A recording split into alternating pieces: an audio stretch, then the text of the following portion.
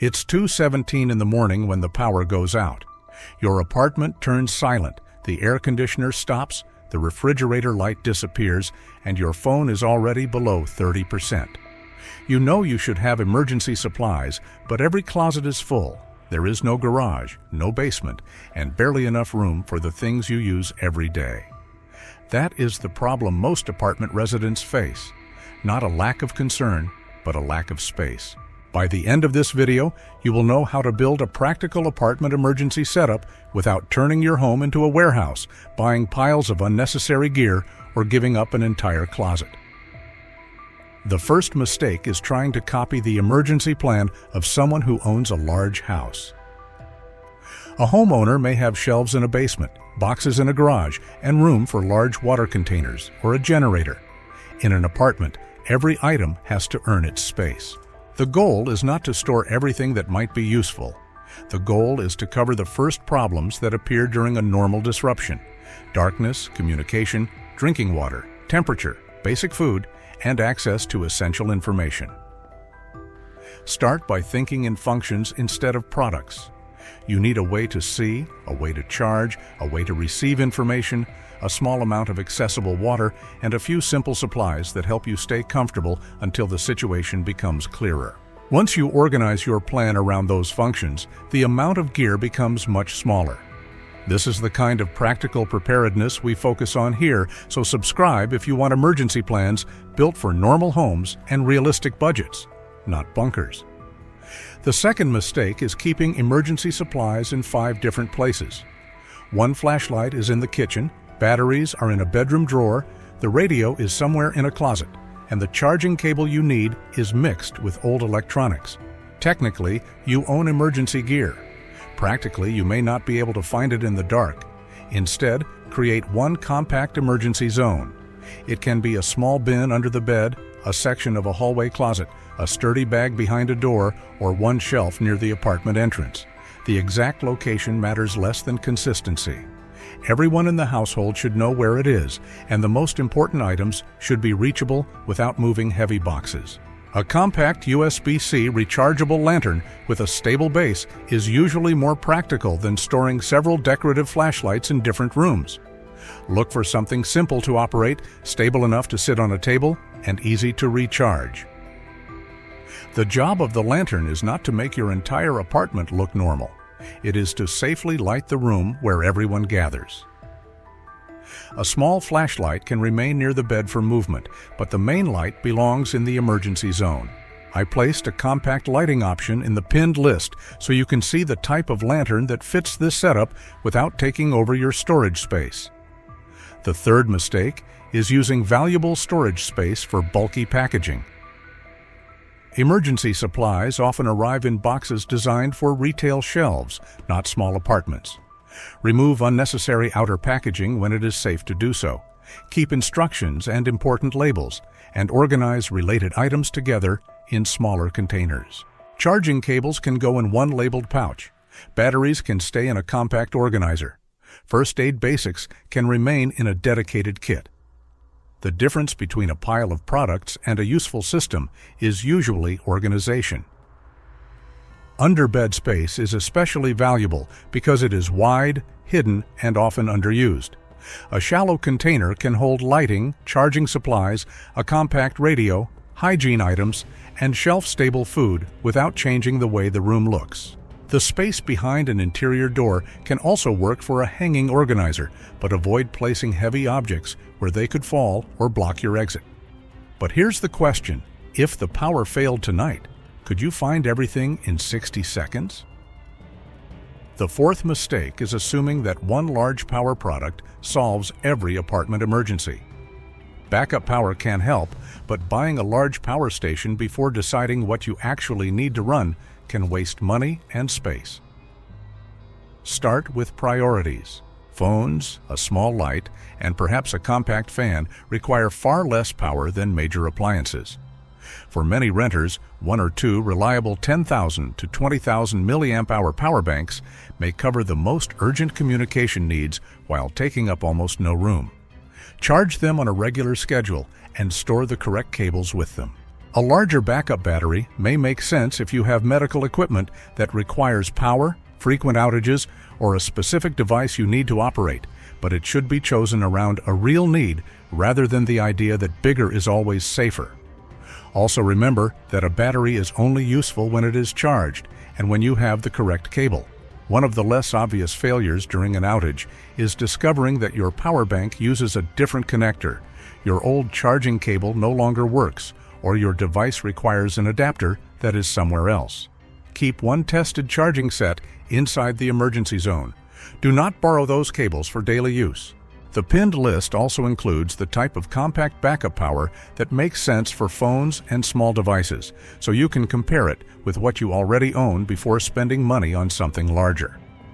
The fifth mistake is treating water storage as an all-or-nothing decision. People living in small apartments often assume they need enormous containers, realize they have nowhere to put them, and store nothing. A better plan is to divide water into several manageable 1-gallon or smaller containers that fit your available space. Use several manageable containers rather than one object that is difficult to lift or place. Store water in more than one safe location if necessary, such as the bottom of a closet and a protected kitchen cabinet. Keep it away from heat, chemicals, and areas where leaks could damage electronics. A compact water filter can be a useful backup, but it does not replace having some water immediately available. During a service interruption, you may not have access to a suitable source that can be filtered. The product serves a different job. Extending your options after the water you stored is limited. This is why each item needs a clear purpose. Stored water handles the first stage. A filter or purification option may support the next stage, depending on the situation and the manufacturer's intended use. I added a compact water option to the pinned list as a reference, but the first priority is still having drinkable water already stored inside the apartment. Food should follow the same space-saving principle. You do not need a giant bucket in the middle of the apartment. Choose compact foods your household already eats that require little or no cooking, and that can be rotated into normal meals. A few days of familiar food is more useful than a large supply nobody wants to eat. Keep a manual can opener nearby when storing canned food. Do not assume the one in your kitchen drawer will be easy to locate during a stressful outage. Temperature is another apartment problem that gets ignored because the solution is less obvious. In hot weather, upper floor units can become uncomfortable quickly when the power stops. A small rechargeable fan can provide focused airflow for one person, an older adult, a child, or a pet, without taking up much space. It will not cool the apartment, and it should not be presented as a replacement for air conditioning, but it may improve comfort while you monitor conditions and decide whether you need to leave. In cold weather, your plan may rely more on layers, blankets, keeping everyone in one room, and following building or local emergency guidance. Never use outdoor cooking or heating equipment indoors. Small apartments can accumulate dangerous fumes quickly, and a blackout does not make unsafe equipment safe. At this point, you can see that apartment preparedness is not about owning dozens of gadgets. It is about placing a few useful tools where you can actually reach them. I put together the exact types of compact items that fit this setup without filling an entire closet. The full list is pinned in the comments with only the categories that solve these specific problems, so you can compare what makes sense for your apartment before you need it. Now there is one more mistake that can quietly ruin the entire plan: creating a system that only one person understands. During an emergency, you may not be home. A family member, roommate, pet sitter, or caregiver may need to use the supplies. Put a simple printed card inside the emergency zone. List where the main water is stored, which power bank is ready, where medications or essential contact information can be found, and what items should leave with you if evacuation becomes necessary. Do not include sensitive information that should not be visible to visitors, but make the basic system easy to understand.